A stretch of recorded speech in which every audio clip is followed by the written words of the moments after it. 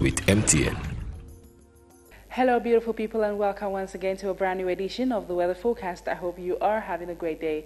We look forward to a bright weather condition across the nation, characterized by sunshine and a cloudy sky in parts of the nation, so you may want to step out in really light clothing, and temperatures may get as high as 36 to 37 degrees in the northern far north regions and more than half of the nation, including the Adamawa, center, east, southwest and the littoral regions, getting as high as 30 to 32 degrees. The northwest, west and south regions may have temperatures between 28 to 29 degrees. In detail, we take you to the littoral, where we may have a fully clouded sky associated with a slightly fair weather this afternoon, and by evening, no precipitation is expected in the region, with temperatures as low as 21 degrees. Next, we go over to the north region, where it may be entirely cloudy with a slightly fair weather this afternoon and no chance of showers by evening, and temperatures as low as 24 degrees. And we end with the Adamawa region, where we may have a fully clouded sky with a slightly fair weather this afternoon and no chance of rainfall expected in the Adamawa region by evening, with temperatures as low as 21 degrees. So you may find time to go see what the Lankwinon waterfall looks like. Thank you for watching and have a great time.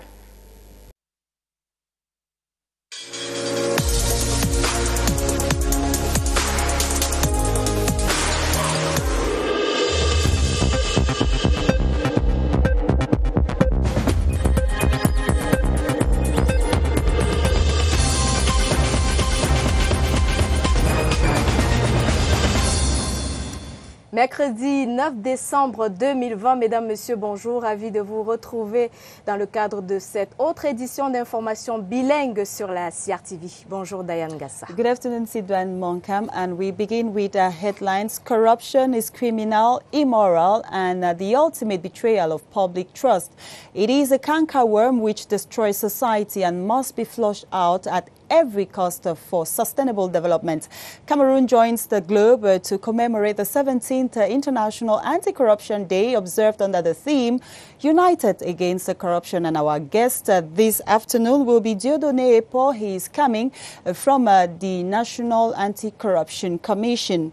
And Youth Connect Cameroon clocks one this 9th of December 2020. As part of commemorative activities, the Minister of Youth Affairs and Civic Education is presiding over an important ceremony where a digital platform will be put in place for youth as they strive towards the development of our beautiful country, Cameroon. And just before the end of this newscast, we'll take you to the South region to visit a unique village, Mekose village. These and more you will have in this newscast.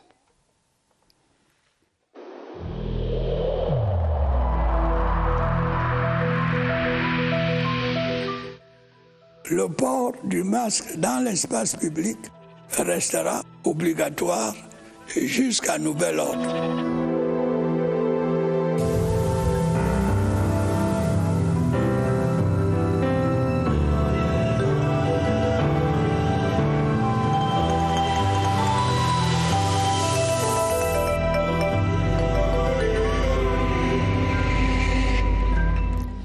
And as earlier announced, Cameroon joins the world this 9th of December to commemorate the 17th edition of the International Anti-Corruption Day. In order to address this salient issue, the government of Cameroon has taken a number of measures to curb the phenomenon. The National Anti-Corruption Commission, with its campaigns, has recorded a remarkable progress, with the body recovering over 52 billion CFA francs for the state. Constantine Baum in the following report says the efforts so far are commendable, but the political will must accompany the actions. Since independence, corruption has been more prevalent in Cameroon and has affected all sectors of the government and civil society, including the executive, judiciary, police, and even the private sector. But there has been a U-turn in the political will, and Cameroon's worst-kept secret, another name for corruption, is rigorously tackled through the National Anti-Corruption Fight, led by CONAC. The Commission has made a lot of progress in the fight against corruption in Cameroon. In its 5-year investigative report between 2012 to 2017, the institution brought out the efforts made especially by the state and non-state institutions to prevent and punish various abuses on public funds in order to ensure that public service is free of charge for citizens. Within the 5-year period, the number of reports on corruption facts, acts and practices total 3,982 from across the regions and abroad. Concerning the financial gains of anti-corruption drive in 2017, 2014, 5 investigations carried out made the state to recover 52,191,459,127 francs CFA. CONAC has carried out missions to verify customs and tax fraud, illegal transfer of capital, and mismanagement of state funds in companies. The National Anti-Corruption Commission forwarded 15 cases of flagrant corruption to court with about 52 billion still to be recovered. The list is long on the achievement, but more is still needed to be done, as the 2019 Corruption Perceptions Index by Transparency International ranked Cameroon 153 out of 180 countries and found that the police force are seen by Cameroonians as the most corrupt institution in the government. Et vous l'avez certainement compris, mesdames, messieurs, ce 9 décembre, le Cameroun se joint au reste de la communauté internationale pour évaluer le chemin parcouru en matière de lutte contre la corruption. Au Cameroun, la NIF, la CONAC, le TCL sont quelques-unes des initiatives prises par le gouvernement pour combattre la corruption. Les résultats de cette batterie d'instruments sont déjà perceptibles sur le terrain. Entre les recouvrements de fonds et autres poursuites judiciaires, les avancées de la lutte contre la corruption se manifestent au quotidien. Oswald Modou. Ces conséquences sont telles que la corruption est inscrite dans les actions prioritaires du gouvernement. Pour combattre ce fléau, aucune arme n'est de trop pour les pouvoirs publics. À date, le Cameroun est doté de l'un des dispositifs les plus élaborés pour lutter efficacement contre la corruption. Tout un ministère y est quasiment dédié. C'est le contrôle supérieur de l'État. Il est rattaché à la présidence de la République. Il y a aussi la NIF, l'Agence nationale d'investigation financière, un service public de renseignement financier portant prévention et répression du blanchiment des capitaux et financement du terrorisme. La plus célèbre de toutes est assurément la Commission nationale anticorruption. La CONAC traque corrompus et corrupteurs. Elle peut intervenir sur simple dénonciation. Déjà, des milliers de personnes entendues. Les mécanismes de lutte sont aujourd'hui délocalisés. Chaque département ministériel abrite désormais une cellule de lutte anticorruption. Et pour ceux qui semblaient ne pas encore voir le caractère dissuasif de ces dispositifs, en 2011, une nouvelle entité est rentrée en scène. C'est le tribunal criminel spécial. Il n'a d'ailleurs pas chômé. Sa mise en place a conduit à l'interpellation de plusieurs hauts cadres de l'administration, mais pas que. Sans être exhaustif, ce sont autant d'instruments mis en œuvre dans le même but, éradiquer le mal qu'est la corruption. Et malgré la batterie de mesures mises en place par le gouvernement pour contrer la corruption, il faut dire que cette lutte reste une bataille permanente au Cameroun. Et cela nécessite l'implication de tous pour l'éradication complète de ce fléau, véritable frein au développement socio-économique. La rédaction saisit cette occasion pour interroger les Camerounais sur leur apport personnel dans cette lutte. Laetitia Onana. Le législateur camerounais condamne sévèrement tous ceux qui se rendent coupables de corruption à la lecture des articles 134 et 312 du Code pénal. Encore faut-il savoir ce que l'on entend par corruption. La corruption, c'est s'octroyer un service normalement gratuit moyennant une contrepartie financière. Comme ici à la sous-préfecture pour signer son dossier, vous venez en tant que soit sénateur, en tant que soit ceci, on vous fait passer. C'est de la corruption. Qui connaît la corruption dans sa définition basique peut en conscience poser des actes pour endiguer cette gangrène. Moi je suis un homme de Dieu. Si je dois parler de corruption, je prie seulement pour que la corruption puisse... que Dieu trouve une solution pour la corruption du Cameroun parce qu'elle est vraiment énorme. C'est à la base. Et moi, à mon niveau, j'essaie de faire les choses bien. C'est-à-dire, si je me présente à un concours, je crois que je dois étudier pour réussir à ce concours. Ou je ne crois pas que j'ai quelqu'un quelque part qui va m'aider. Là où je travaille, certes, peut-être, je n'ai pas trop accès, il n'y a pas trop d'usagers parce que c'est trop technique, mais j'essaye de rendre service par rapport à la déontologie, par rapport à ce qui est imposé. Donc, c'est-à-dire, comme on dit, premier entrée, premier servi. Quand j'arrive dans un service et que je sais que le service est gratuit et que je demande et qu'on me demande de l'argent, bon, déjà, je hausse le ton. Donc, on essaie de savoir que c'est pas normal. Un autre moyen efficace de lutte contre la corruption, c'est la dénonciation. Un numéro vert, le 1517, a été mis à disposition par la Commission nationale anticorruption CONAC. Il suffit de l'activer pour tirer la sonnette d'alarme et mettre en mouvement le gendarme civil qu'est la CONAC. Et pour parler de cette actualité en détail, nous sommes avec Dieudonné Port, chef de la division de la coopération à la Commission nationale anticorruption. Bonjour monsieur et bienvenue. Bonjour madame Sidoine. Voilà. Alors ce 9 décembre est consacré à la journée internationale de lutte contre la corruption. Pouvez-vous nous faire un état des lieux de la situation de la corruption au Cameroun? La corruption au Cameroun a connu une évolution. En fait, au départ, il n'y avait pas ces institutions, mais il y avait la volonté politique. Le président, dès son accession à la magistrature suprême, avait parlé de rigueur et de moralisation. Donc, à ce niveau, la lutte contre la corruption a été une priorité gouvernementale, de par même son chef, le chef de l'exécutif. Cependant, au fil des années, des institutions ont été mises en place. Des institutions ont été mises en place et permettent encore de mieux avoir une lisibilité sur la lutte contre la corruption au Cameroun. Il y a des institutions telles que la CONAC, il y a l'ANIF, il y a aussi le ministère même. Le TCS aussi. Il y a le TCS, il y a le ministère même du contrôle supérieur de l'État. Et il y a aussi la Chambre des comptes. Oui, ça, c'est des institutions phares, clés pour la lutte contre la corruption au Cameroun qui ont été mises en place.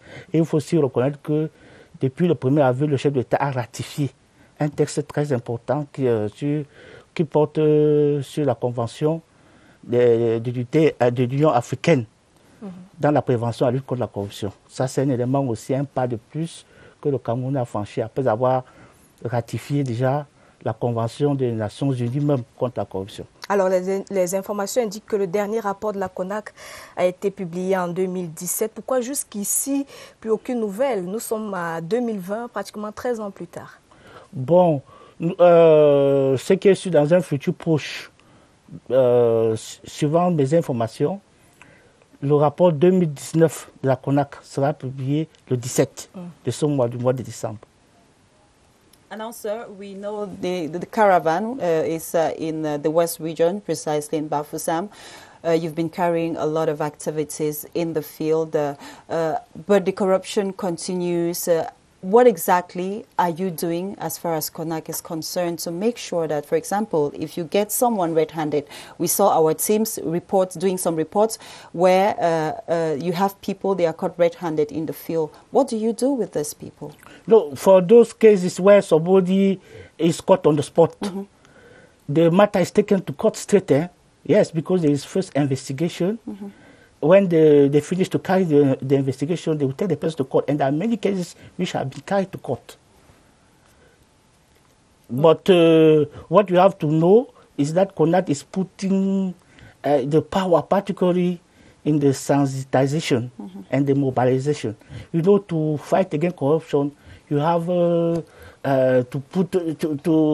do your best in those two aspects. Yes. Alors, monsieur, revenons un peu au rapport publié par la CONAC. À quoi servent concrètement ces rapports publiés par la CONAC?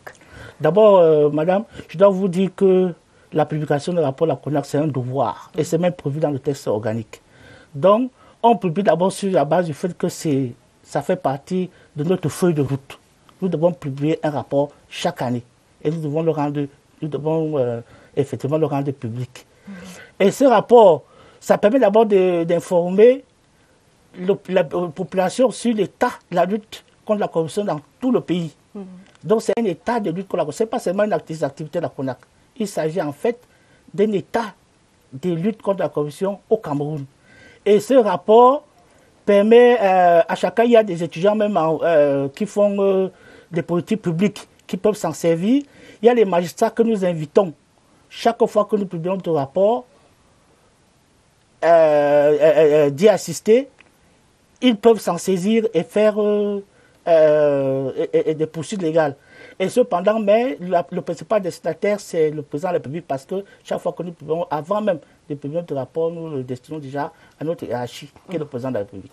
Alors on va peut-être sortir par là pour avoir une idée de ce que la CONAC fait concrètement pour éradiquer le fléau de la corruption au Cameroun. Concrètement, qu'est-ce que vous faites? Bon, comme je le disais déjà, on fait la mobilisation, on fait la sensibilisation. Bon, actuellement, nous avons entrepris des actions telles que la rentrée académique sans corruption. Nous sommes partis sur le terrain dans toutes les universités. Nous avons des clubs d'intégrité. Nous avons installé des clubs d'intégrité. Et nous avons dit que la jeunesse étant le fer de lance de la nation, et la jeunesse qui est aussi appelée à remplacer l'élite en place, cette jeunesse doit être vraiment bien imprégnée des effets néfastes de la corruption. C'est pourquoi nous décidons déjà notre action envers la jeunesse, avec la rentrée académique sans corruption. Après, il y a aussi eu les élections sans corruption. Les élections sans corruption, nous avons envoyé des équipes sur le terrain pour essayer de sensibiliser les gens sur leur choix, pour faire un bon choix. Il y a aussi une activité très importante qui a été entreprise au cours de cette année, c'était l'évaluation de la stratégie nationale de lutte contre la corruption. En fait, parce que nous avons mis en place une stratégie depuis 2011, mais il faudrait que de temps en temps, on essaie de voir s'il est suivi, s'il est appliqué, et parce que c'est cette boussole, c'est à travers l'implémentation de cette boussole qu'est la stratégie nationale de lutte contre la corruption que nous allons peut-être savoir s'il y a des évolutions ou pas. Voilà. On comprend que les activités de la CONAC sont nombreuses. Monsieur Dieudonné Paul, chef de la division des études de la coopération à la CONAC, merci d'être passé sur le plateau de la CRTV. Je vous remercie aussi. Très bonne journée. Okay, La merci. suite avec vous, Diane Gasser. And we go over to the Yaoundé Multi-Purpose Sports Complex where a big event is currently going on. The Youth Connect Cameroon clocks 1 today. A laudable initiative put in place by the government of Cameroon to put youth together and working youth from different regions of Cameroon together to work towards the development of our beautiful country, Cameroon. Gladys Asso is at the Yaoundé Multi-Purpose Sports Complex with updates from that end. Hello, Gladys. Well, hello and welcome to the Yaoundé Multi-Purpose Sports Complex, where today Cameroonians are celebrating, especially the youths, and thanking for the Youth Connect Cameroon initiative. Today they are celebrating its first anniversary since it was launched on December 9 last year. So this ceremony therefore is just to do a balance sheet of how the initiative has been since its launch, and also talk about the challenges youths are facing under the theme, especially as we are facing the health crisis with theme Youth Resilience during COVID-19 era, challenges and opportunities. Just to remind you that this initiative was launched in partnership with the United Nations Development Program and other United Nations agencies, and its government's way of empowering the youth and connecting them with leaders in the public, private and civil society sectors, and also to get them involved in the development process as we are looking towards emergence in 2035. It's all part of the President's plan in empowering the youth. And so this ceremony today is being chaired by the Minister of Youth Affairs and Civic Education, Munona Futsu, with the host of other government officials and people from different sectors of the country here present. We'll be bringing you updates as the day unfolds in our subsequent news editions. Reporting for CRTV News, I am Gladys Asu and Gustav Kamwa. Over to you in the studio.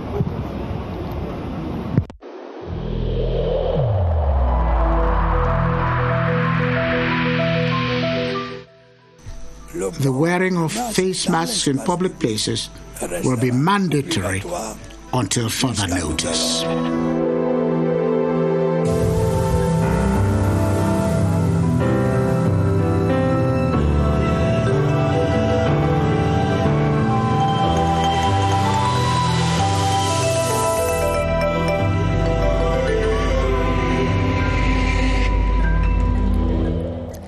And we now talk about the end-of-year festivities. Just 2 weeks to go for Christmas and 3 weeks to go for the New Year. And the changes in items on sales in shops in town are quite perceptible. From Christmas trees to a variety of toys for children on display, the atmosphere in Yaoundé begins to indicate that the festive season is around the corner. Cynthia Saptala went investigating for the Midday newscast and brought back this report. The display of Christmas ornaments, trees and variety of gifts like these in multiple shops and by roadside vendors at the heart of Yaoundé town is proof that the festive season is around. with round-the-clock Christmas carols to accompany and inspire incoming customers. Shop managers say it is the one season this 2020 to maximize sales and catch up on profits. There is affluence these days in our shops at the section of toys. Clients come in for educative toys, which range from 1,000 to 25,000 francs. It depends on what they want, but we are very affordable. For structures like ours, this is the right time to make profits. For many city dwellers, it's never too early to begin buying gifts for themselves and for loved ones. Now the prices are more cheaper than 2 or 3 days before Merry Christmas. So that's why I came here today to come and search if I can see something for my...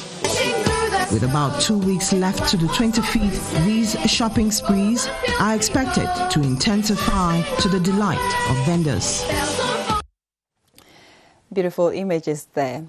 And Made in Cameroon products are on display at the second edition of the Christmas fair ongoing at the Yaoundé International Handicraft Center, while officially opening the 2-week promotional sales and exhibition exercise yesterday. The coordinator of the center, Abena Thade Roger, called on the actors of handicraft and small businesses to use this festive period to showcase their products. Gerald Nanji Eyambe was there and brought back this package. For 2 weeks, the Yaoundé International Handicraft Center will be the point of convergence for actors of the handicraft sector to showcase their know-how in Cameroonian-made products. I present my products who are Cameroonian-made, they are handmade, they are cosmetic natural products to take good care of your hair, of your skin, without bleaching, without changing your complexion. Many Cameroonians use my product already and they love it. It will profit Cameroonian economic also. We don't need to go out and import what we have in our country. Organized under the theme Challenges and Competitiveness in the Cultural, Economic and Artistic Domains, the Christmas Fair encourages promotional sales. Since Cameroonians, they don't know much the value of craft products, so the objective is to promote craft products. It's called Christmas Fair because this is the Christmas period. I'm happy to come here because I'm Cameroonian. I want to promote products of country. This initiative is by the Ministry of Small and Medium-Sized Enterprises, Social Economy and Handicrafts and will run till December 19, 2020. Et dans la suite du journal, mesdames, messieurs, parlons des fêtes de fin d'année qui s'annoncent. À quelques 2 semaines de la fête de la Nativité, les premiers signes sont déjà visibles. Les marchés et grandes surfaces sont aux couleurs de la fête. Jouets pour enfants, sapins et guirlandes sont de plus en plus sollicités. Constat fait ce matin dans quelques marchés de la ville de Yaoundé par notre reporter Étienne Pascal Azogue. La fête de la Nativité est dans l'air du temps au marché central de Yaoundé ce mercredi 9 décembre. Ambulants comme fixes, les commerçants proposent toutes sortes de gadgets de la décoration intérieure des maisons. Non loin du marché central, cette grande surface a des allures de la foire aux jouets pour enfants.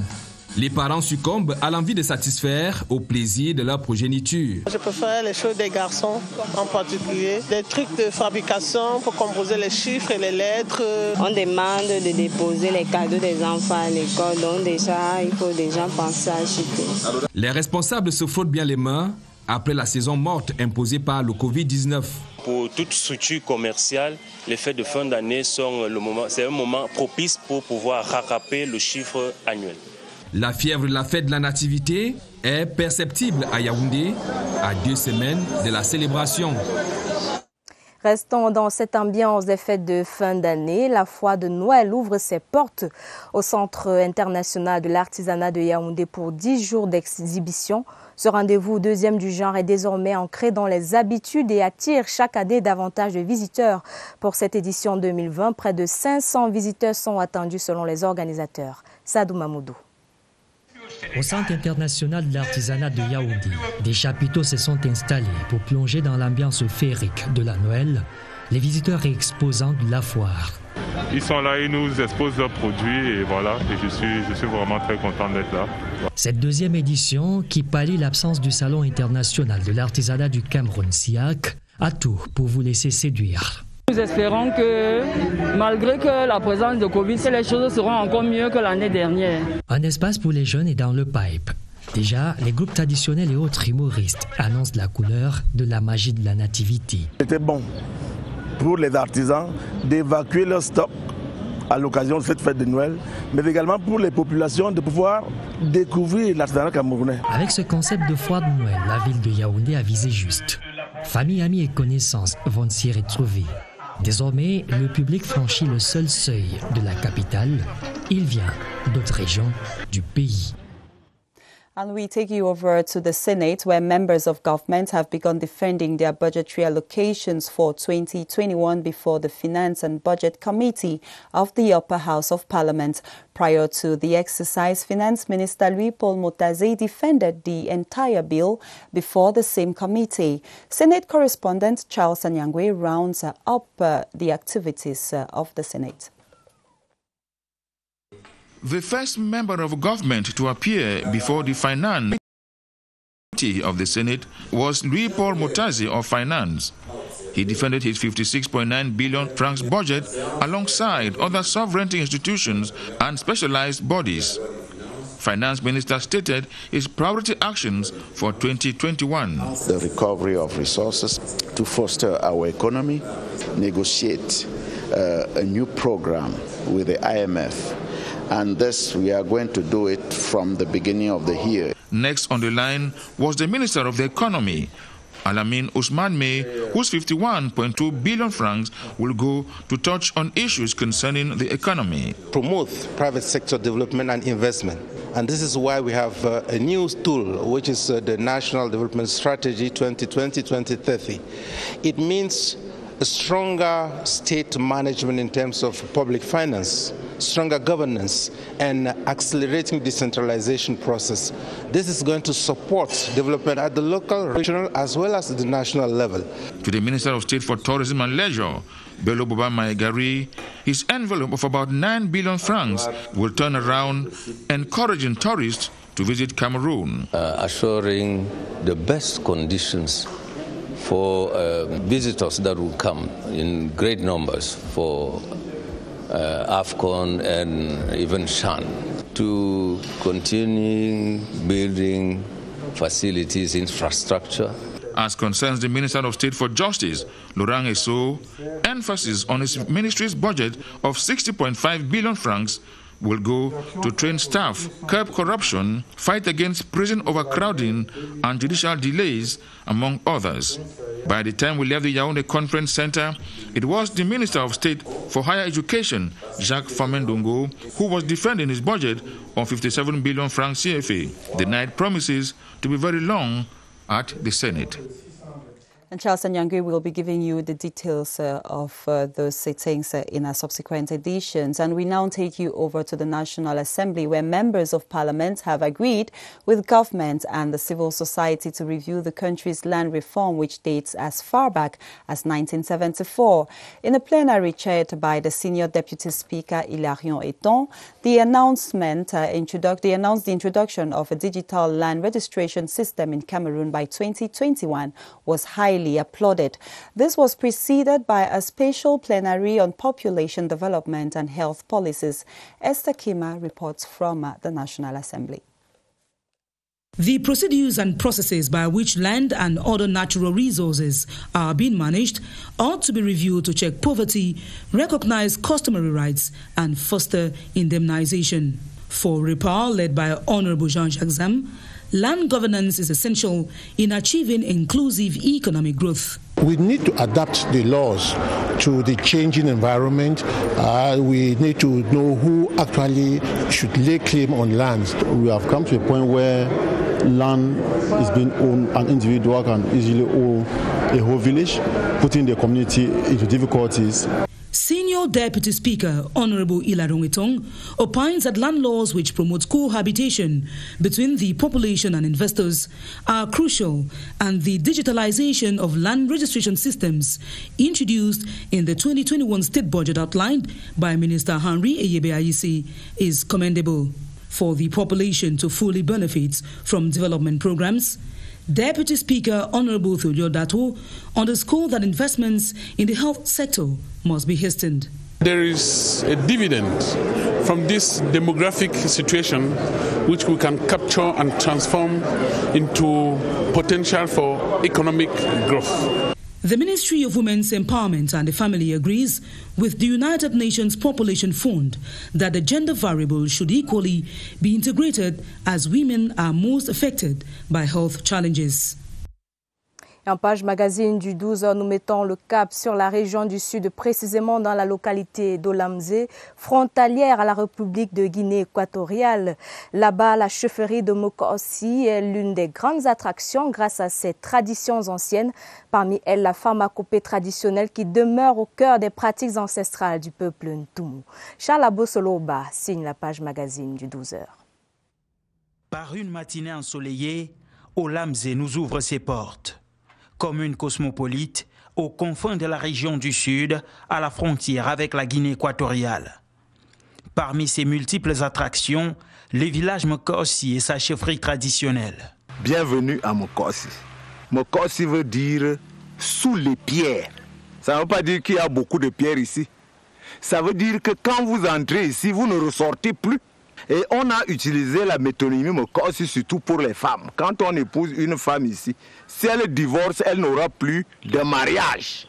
Situé à quelques kilomètres du centre-ville d'Olamzé, au cœur d'une forêt luxuriante, ce village reste l'un des creusets de la tradition Ntoumou, un peuple du grand groupe Pécan, originaire de cette commune. Si on parle de la vallée du Ntem comme le vivier de la culture patrimoniale, Olamzé, c'est le cœur de ce patrimoine traditionnel en matière de pharmacopée, en matière de danse patrimoniale. Ici, des traditions millénaires résistent au vent de la modernité. Le cas de la pharmacopée traditionnelle, un savoir-faire séculaire dans la localité. C'est ma grand-mère qui était soignante. Je peux dormir, il vient à côté de moi en esprit. Quand je marche, je lui ai à côté de moi. Il dit, c'est ça là, c'est ça là. Il parle sur moi. Mais quand je regarde, je vois l'herbe sur mon voilà. Des écorces, des plantes pour soigner le corps, mais aussi des danses comme le mekoum exécuté ici pour égayer le village et ses visiteurs. On trouve ici un groupe mythique de mekoum. C'est une danse athlétique. Une danse initiatique exécutée par les femmes et dont le rôle, certes, est de détendre les gens, mais qui a également une portée éducative. Préserver cet héritage culturel est aujourd'hui l'un des plus grands défis du village. Passer le témoin aux générations futures pour que Mokossi demeure un bastillon de l'éveil culturel des peuples Pécan.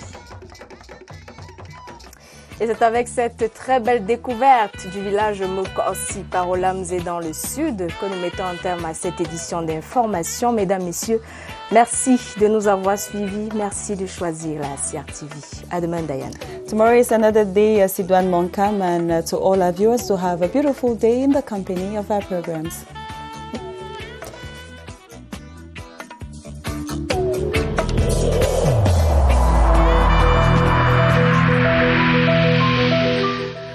Évitons de stigmatiser ceux qui sont atteints par la maladie.